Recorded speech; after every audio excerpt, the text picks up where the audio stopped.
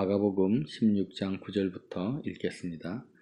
예수께서 안식 후 첫날 이른 아침에 살아나신 후 전에 7 귀신 쫓아내어 주신 막달라 마리아에게 먼저 보이시니 마리아가 가서 예수와 함께 하던 사람들이 슬퍼하며 울고 있는 중에 이 일을 알림해 그들은 예수께서 살아나셨다는 것과 마리아에게 보이셨다는 것을 듣고도 믿지 아니하니라.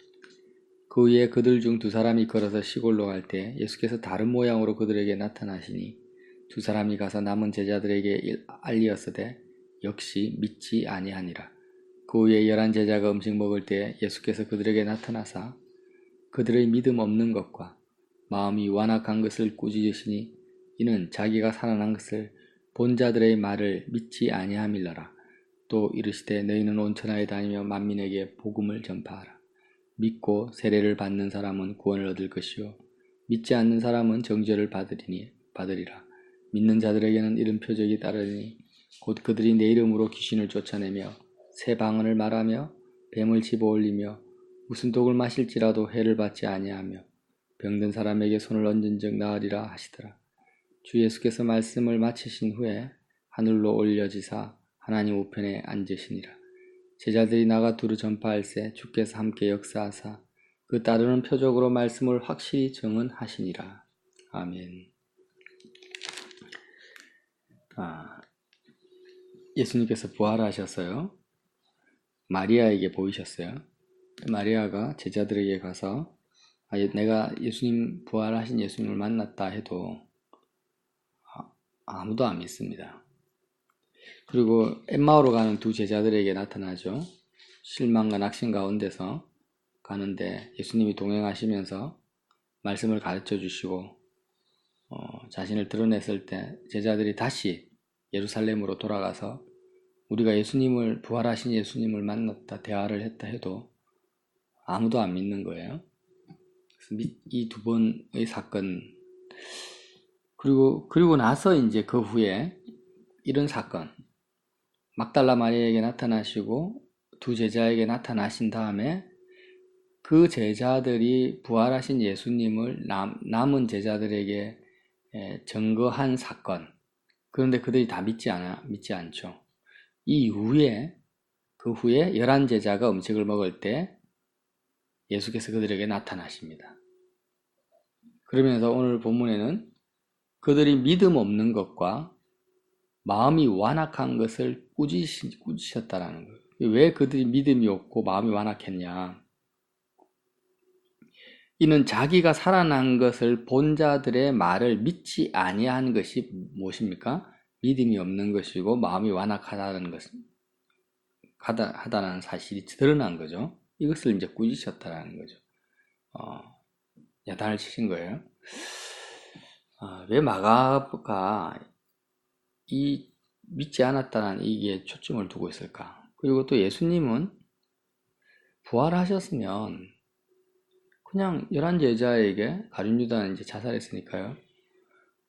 11 제자에게 그냥 바로 나타나실 수 있잖아요. 11 제자에게 그냥 나타나서 내가 살아났다 하고 막달라 마리아에게 나타난 것처럼 나타나셔서 자신을 드러내시면 되는데 왜 그렇게 하지 아니하시고 막달라 마리아에게 나타나시고 왜 굳이 마리아를 통해서 예수님의 부활을 그들에게 말하게 하셨고 또 엠마오로 가는 제자에게 나타나셔서 그들의 말을 통해서도 예수님의 부활을 증거하셨냐는 거죠. 왜 그렇게 하셨냐는 거죠. 그냥 바로 나타나서 제자들에게 말했으면 믿지 않고 없잖아요. 여기 하나님의 분명한 의도가 있습니다. 예수님의 명확한 의도가 있다라는 거죠. 우리는 이 사건을 무게중심을 너무 두지 않고 넘어갈 수 있는데요. 그들이 믿지 않았구나 뭐 이렇게 대충 생각할 수 있는데 그런 내용이 아니라는 거죠. 왜냐하면 꾸짖으시고 나서 15절에 또 이랬을 때 너희는 온 천하에 다니며 만민에게 복음을 전파하라. 11 제자는 믿지 않은 이 11 제자가 앞으로 온 천하에 다니며 만민에게 복음을 전파해야 될 사람들이잖아요. 그런데 그 복음의 내용이 뭐냐면 믿고 세례를 받는 사람은 구원을 얻는 것이고 믿지 않는 사람은 정죄를 받는다라는 내용입니다. 이 11 제자들은요, 예수님의 죽음과 부활에 대한 설교를 예언을요, 우리가 마가복음만 보더라도, 오늘 마가복음 마지막 장인데 얼마나 주님이 구체적으로 여러 번 나는 예루살렘에 올라가면 죽을 것이고 다시 살아날 거다, 이 말씀을 반복적으로 이야기했는지 몰라요. 그것도 심각하게 아주 중요한 순간에 이 제자들이 그 말 자체 듣기를 두려워하면서 불안해하고 웅성거리고 예수님 죽으면 안 됩니다, 이렇게 만류한 적이 한두 번이 아니라는 거예요. 그래서 예수님은 분명히 성경에 예언된 그 내용을 제자들에게 확실하게 가르쳤다. 자신은 죽을 거지만 사흘 만에 부활할 거라는 내용, 말씀을 미리 가르치신 거예요. 그러면 제자들 입장에서는 예수님이 그렇게 여러 번 중요하게 말했으면 십자가에서 죽으시는 그 사건을 볼 때 예수님이 하신 말씀, 성경에서 예언된 말씀을 붙들어야 되잖아요. 붙들면서 사흘 만에 부활하신다 하셨으니까 이제 예수님 살아나시겠구나 하면서 기다려야 되잖아요. 부활의 소망 중에 있어야 되는데 아무도 그렇게 주님이 하신 말씀, 기록된 예언의 말씀을 믿고 기다린 사람이 없었다라는 것입니다. 근데 한편으로는 이해가 돼요. 왜냐하면 십자가에서 죽으신 그 사건, 로마 병정들에게 40에 하나 감한 매를 맞는 모습, 군중들이 돌을 던지고 욕을 하고 바라바 대신 예수님을 죽여라, 로마 얼마나 엄청난 사건이 일어났습니까? 태풍이 몰아친 거죠. 그것을 눈으로 보고 귀로 듣고 몸으로 체감한 예수님의 죽음을 그 현장을 따라가면서 그걸 다 본 거예요, 제자들이. 너무나 보고 듣고 체험한 것이 강렬하니까 완전히 멘붕이 온 거죠. 요즘 말로 멘붕이 오고 거기에 마음이 다 빠질 수밖에 없었다라는 거죠. 그러니까 예수님이 조용히 죽으신 게 아니잖아요. 온 이스라엘이 그냥 발칵 뒤집어진 거죠. 헤롯 땅도 뒤집어지고 빌라도도 로마 병정까지 사내들인 공회 전체가 다 일어서고 세상이 천지개벽이 일어난 것처럼 그런 소동이 벌어져서 제자들의 마음과 생각은 눈에 보고 듣는데 다 빼앗길 수밖에 없었다라는 거죠.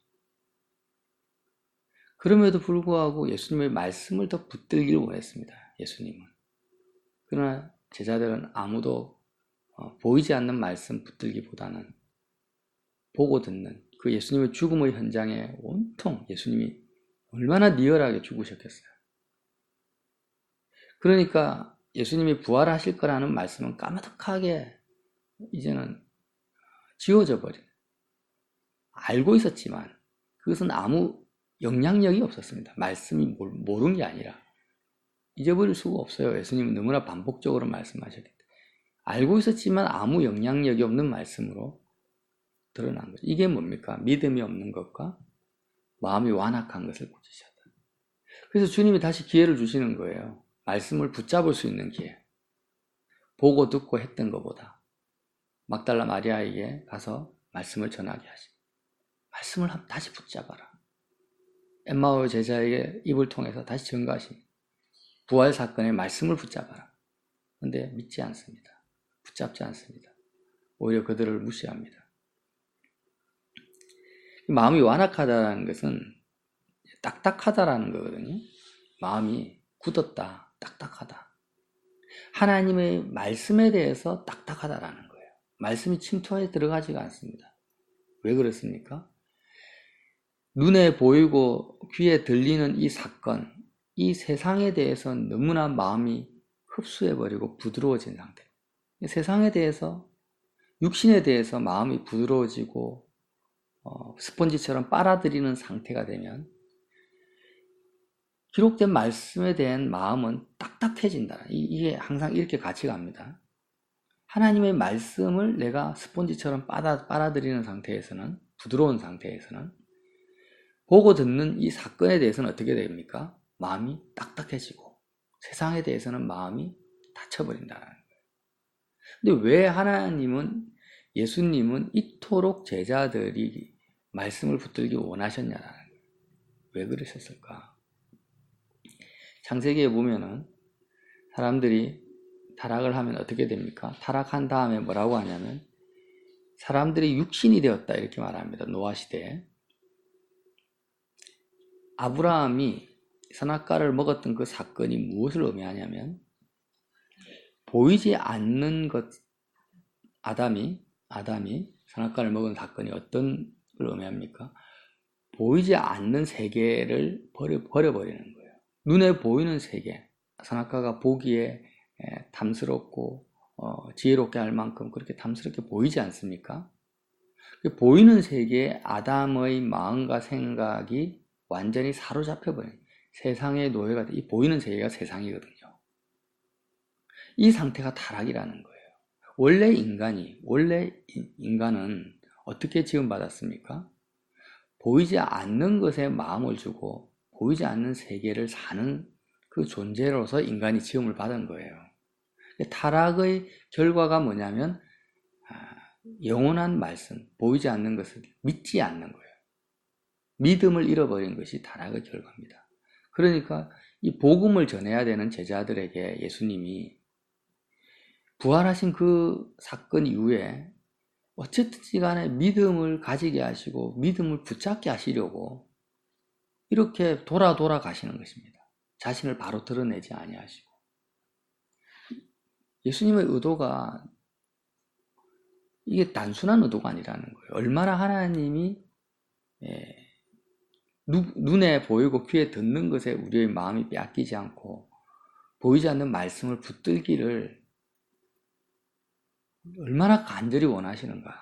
그것이 얼마나 중요한 믿음이고 신앙인지를 우리가 알 수 있다는 거죠. 그래서 항상 자 보세요. 보이는 것은 우리 육신의 눈으로 보고 듣는 것은요. 영원한 것이 하나도 없습니다. 영원한 것이 하나도 없어요. 전부 일시적. 내가 길을 가다가 눈에 보는 사람들 다 죽는 영원히 사는 사람 아무도 없어요. 지금 길을 걸어가고 있지만 시간이 지나면 다 죽어 없어질 사람, 흙이 되어버릴 사람이죠. 사람들의 육신이 지금 우리 눈에 보이는 건물, 아파트, 산, 강, 들 나중에 새하늘과 새 땅이 오면은요 순식간에 불태워져 버리듯 싹 말리듯이 순식간에 없어질 것들입니다. 계시록에 나와 있지 않습니까? 해와 달도 다 사라져 버립니다. 하나님 나라 가면 거기는 해도 없고 달도 없습니다. 하나님 자체가 해가 된다고 했죠. 그러니까 눈에 보이고 우리 육신이 눈에 보이고 귀에 들리는 모든 것, 육신으로 접하는 모든 것은 영원한 것은 없다라는 겁니다. 다 일시적으로 지금 잠깐 있을 뿐이죠. 반면에 육신으로 경험하지 못하는 것들 있죠. 믿음, 소망, 사랑. 이 보이는 모든 세계가 누가 지으셨습니까? 보이지 않는 하나님께서 모든 것을 다 지으셨어요. 예수님 지금 제자들은 봤지만 우리는 보지 못합니다. 그런데 우리 육신으로 보지 못하지만 주님은 영원하신 분이죠. 성경에 기록된 말씀, 이 말씀은 영원한 말씀입니다. 우리가 눈으로 읽지만 이 말씀 자체에 나와 있는 진리는 사실 육신의 눈으로 깨달을 수 있는 건 아니잖아요. 성령의 감동으로만 알 수 있어요. 성령 하나님 보이지 않죠. 영적 세계에 영원한 하나님의 나라 분명히 존재합니다. 하나님의 나라가. 근데 하나님의 나라는 눈에 보이지 않습니다. 천사들, 수많은 천사들과 구름 같은 정인들 보이지 않습니다. 세상 사람들을 정치, 경제, 문화, 세상의 정치, 경제, 문화를 완전히 장악하고 있는 그 세속의 악한 영들, 마귀 귀신들 얼마나 많습니까? 귀신의 숫자는 헤아릴 수가 없죠. 그런 영적 세력들 눈에 보이지 않습니다. 그러니까 예수님은 이 땅에 오셔가지고 처음부터 끝까지 어떻게 사셨습니까? 눈에 보이고 귀에 들리는 것에 사로잡혀가지고 거기에 생각이 빼앗겨서 사신 적이 한 번도 없으시죠. 기록된 말씀을 이루고 하나님의 뜻을 이루고 하나님의 나라의 왕으로서 그렇게 보이지 않는 세계를 사셨던 거예요. 눈에 보이는 세계를 무시한 것도 아니고 그 현실을 부정한 것도 아니셨지만 중요한 것은 주님이 우선순위를 두고 예수님의 마음과 생각이 어디에 초점이 맞춰져서 살아가셨는가? 오직 믿음으로 사셨다라는 거죠. 영원한 것을 쫓아 사셨다라는 거죠. 이것이 뭡니까?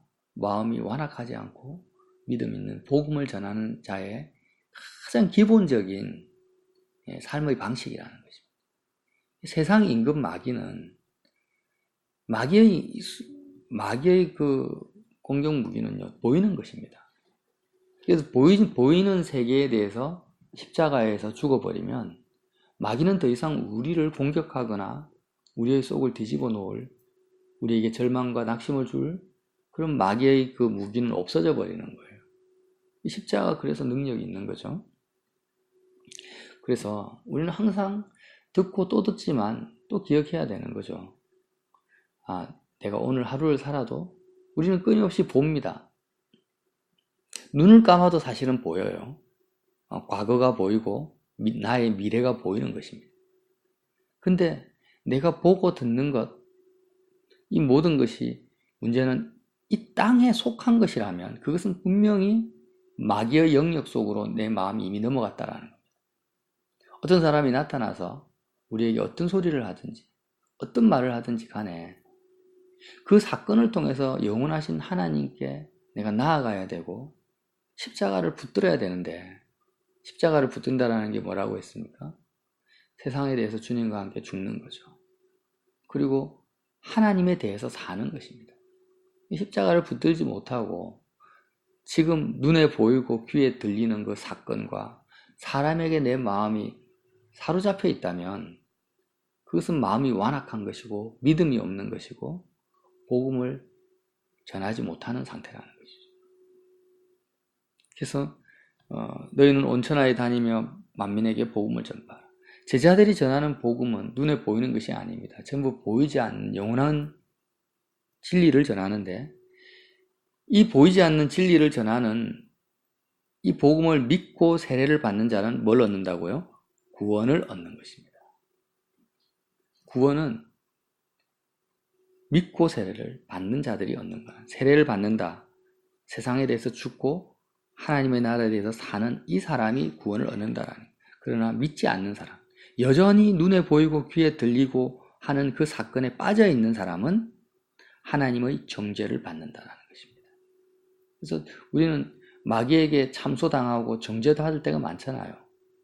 그 정죄가 뭡니까? 다른 게 아니에요. 그냥 너가 죄인이다. 이건 이 정죄인데 그 정죄의 정체가 뭐냐면 그냥 아주 보편적인 그냥 눈에 보고 듣는 것, 귀에 들리는 것에 마음이 사로잡혀 있는 상태가 정죄라는 거예요. 정죄가 뭡니까? 구원받을 수 없는 상태라는 것입니다. 그게. 구원받는 사람은 보이지 않는 것, 진리의 복음을 믿는 상태라는 거예요. 그래서 믿는 자들에게, 그러나 영원한 것을 붙들고 믿는 자들에게는 어떤 표적이 다릅니까? 그들이 내 이름으로 귀신을 쫓아내며, 귀신은 세상의 영이죠. 세상의 영들을 쫓아내버립니다. 새 방언을 말하며, 이 땅에 속한 말이 아닙니다. 하나님과의 마음이 통한다라는 거예요, 새 방언. 새 방언 천국 언어죠. 하나님 나라의 말을 한다라는 거예요. 뱀을 집어 올리며, 마귀에게 사로잡혀서 끌려다니지 않는다는 거예요. 오히려 뱀의 권세를 장악해버린다는 거예요. 무슨 독을 마실지라도 해를 받지 않아요. 독이 뭡니까? 세상, 눈에 보이고 귀에 들리는 것이 독이에요. 거기에 마음이 빼앗기면 그게 독에 중독되는 거거든요. 이스라엘 백성이 불뱀의 독에 중독되어서 죽어가잖아요. 그런데 그렇게 마귀가 보이는 것으로 충동질하고 사람들로 우리의 마음을 뒤집어 놔도 해를 받지 아니하고 영향을 받지 않는다라는 거예요. 보이지 않는 하나님의 사랑과 은혜 속에 더 깊이 들어갈 수 있다라는 거예요. 우리가 죄인이 아니라서가 아니에요. 우리가 허물이 없어서가 아니에요. 우리가 십자가를 믿기 때문에, 예수님의 죽으심과 부활을, 말씀을 믿기 때문에 독을 마실지라도 해를 받지 않는다라는 거예요. 병든 사람에게 손을 얹은 나으리라. 병든 사람이 어떤 사람입니까? 눈에 보이고 귀에 들리는 것에 마음이 이미 빼앗겨버리고 세상에 중독되어 버린 사람. 그런 사람들에게까지 어떻게 합니까? 영향력을 나타낼 것이고 치유함을 줄 수 있는 사람이 될 것이다. 이렇게 약속하시는 것입니다. 그래서 이렇게 말씀을 하시고 마가는 아주 단순하게 한 구절로 끝내버리는데, 예수님의 성천을요, 주 예수께서 말씀을 마치신 후에 하늘로 올리셔서 하나님 우편에 앉으십니다. 예수님이 지금도 하나님 우편에 앉아 계십니다. 그러나 그 하나님 보이지 않고 예수님 앉아 계신 그 하늘 보이지 않습니다. 우리는 어떻게 해야 될까요? 예수님이 앉아 계신 그 하나님 우편에 우리의 마음이 올라가야 된다는 거죠. 우리가 주님과 함께 연합되어서 십자가의 죽음과 부활과 성천의 그 동선을 따라서 하늘로 우리의 마음이 오라고 주님이 올라가신 거죠. 그래서 오늘 하루도 정말 주님, 내가 얼마나 마음이 완악한 자입니까? 마음이 완악하다라는 것은 세상의 영향을 받는 자, 보이는 것에 휘둘리는 자입니다. 주님, 이런 내가 십자가에서 온전히 죽은 자가 되어서 주님이 앉아 계신 그 하늘 우편에 내 마음이 온전히 앉은 상태에서 이 땅을 살아가는 믿음 있는 저와 여러분 되시기를 예수님 이름으로 빌어드립니다.